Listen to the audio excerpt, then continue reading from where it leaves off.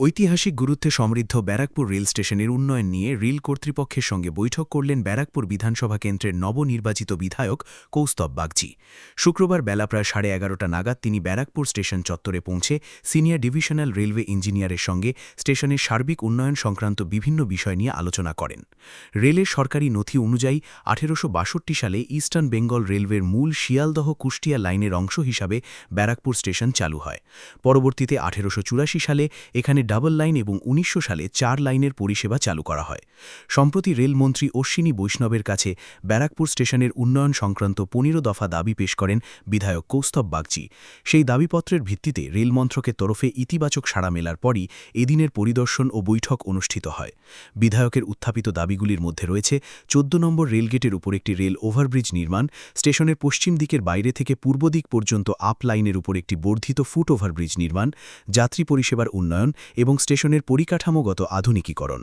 স্টেশনের বিভিন্ন অংশ পরিদর্শনের পর সাংবাদিকদের মুখোমুখি হয়ে নিজের উন্নয়ন পরিকল্পনা সম্পর্কে বক্তব্য রাখেন কৌস্তব বাগচি। প্রায় 15 দফা দাবি রেলমন্ত্রী মাননীয় শ্রী অশ্বিনী বৈষ্ণবজি যখন কলকাতায় এসেছিলেন নবান্নে আমাদের সাথে বিধায়ক দলের সাথে যখন মিটিং হয়েছিল, আমি 15 দফা দাবি তুলে ধরেছিলাম।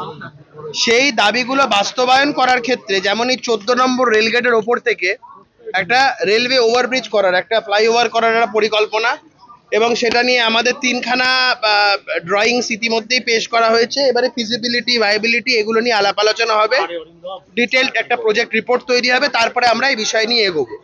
এটুকু বলতে পারি যে এই বিষয়টা যে আমাদের চিন্তা ভাবনা ছিল সেটা অলরেডি আলাপ আলোচনার মাধ্যমে শুরু হয়ে গেছে। এই বিষয়টা কিভাবে এক্সিকিউট করা যায়। 14 নম্বর রেলগেটের উপরে ফুট ওভারব্রিজ, 14 নম্বর রেলগেটের পাশ থেকে যে রাস্তাটা ব্যারাকপুর গার্লসের দিকে যাচ্ছে, ওই রাস্তাটাকে প্রপারলি কনস্ট্রাক্ট করার ব্যাপারে রেলের আধিকারিক যারা এসেছিলেন উনি আজকে আশ্বাস দিলেন তাড়াতাড়ি করা হবে, সাথে ফেন্সিংও করে দেওয়া হবে। 14 নম্বর রেলগেটের পাশে যে টিকিট কাউন্টারটা বিকালবেলার মধ্যে বন্ধ হয়ে যায়, যেটা ওটা রাত্রির বেলা 11টা অবধি খুলে রাখার আমি একটা দাবি করেছিলাম, সেটা ওনারা কনসিডার করেছেন, বলেছেন হ্যাঁ এটা হবে। সাথে সাথে 4 নম্বর প্ল্যাটফর্মের ওখানেও যেটা রাত্রির 8টার পরে বন্ধ হয়ে যায়, ওটাকেও দেখা হবে যদি ফিজিবিলিটি বা ভায়াবিলিটি থাকে, রাত্রির 8টার পরে যদি 10টা 11টা অবধি করা যায়, সেটাও সেই বিষয়টাও চিন্তা ভাবনা করা হচ্ছে। যদিও রেলের এই বুকিং কাউন্টারের ক্ষেত্রে রেলের কিছু রিজার্ভেশনস আছে, তার কারণ এই কারণে এখন অনলাইন টিকিটই তো ম্যাক্সিমাম লোকজন কাটে, তো সেটা করার কতটা ফিজিবল, কতটা ভায়াবল এগুলো দেখতে হবে। এছাড়াও যেটা বিষয় আছে সেটা হচ্ছে আমরা ওই 12 নম্বর রেলগেটের পাশে ওই 50 নম্বর ওটাকে গেট বলে বা কিছু একটা ওদের টার্মিনোলজি অনুযায়ী, ওখানে একটা ড্রেনেজের ব্যবস্থা আছে। ওটা প্রপারলি মেনটেন না হওয়ার, যেহেতু রেলের ব্যাপার, ওয়াটার লগিং হয় প্রচণ্ড, ওই সব জায়গাগুলো জলমগ্ন হয়ে যায়। তো এবার আমরা যাব ওই জায়গাটাই দেখতে যাব, এই বিষয়গুলো নিয়ে আলোচনা করব। ওই যেটা প্ল্যাটফর্ম নাম্বার 4 থেকে 1কে কানেক্ট করার যে রেলওয়ে ফুট ওভার ব্রিজ, এই ফুট ওভার ব্রিজের যে ব্যাপারটা আছে সেটাও আমরা বলেছি, ওনারা কনস্ট্রাক্ট করছে এবং চওড়া প্রায় 6 মিটারের চওড়া একটা ফুট ওভার ব্রিজ তৈরি হবে, তাতে মডার্ন ফ্যাসিলিটি মানে লিফট থেকে শুরু করে সমস্ত কিছু থাকবে। তো এই বিষয়গুলো নিয়ে আমাদের কথা হয়েছে।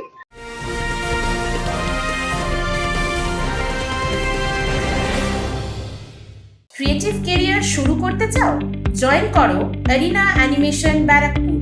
Graphics, motion graphics, animation, VFX, AI সব কিছুই এক জায়গায়। Admission open, call now. সর্বশেষ হকার এভিকশনের ব্যাপারটা আমি বারবার করে চিঠিতে বলেছিলাম, এটা কম্প্যাশনেটলি উইথ এমপ্যাথি অ্যান্ড কম্প্যাশন দেখতে হবে, মানবিকতার দৃষ্টিভঙ্গিতে।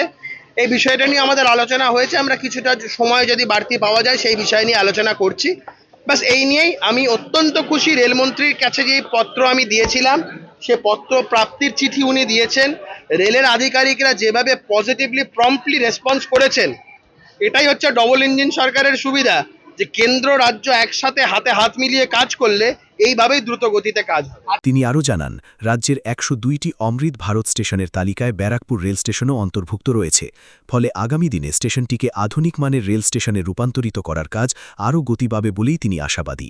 ব্যারাকপুরে বেশ কিছু এক্সপ্রেস ট্রেন দাঁড় করানোর ব্যাপারেও 2 নম্বর 3 নম্বর প্ল্যাটফর্মটাকে বাড়িয়ে, এবং সেই ব্যাপারেও ওনাদের তরফ থেকে আমি পজিটিভ রেসপন্স পেয়েছি।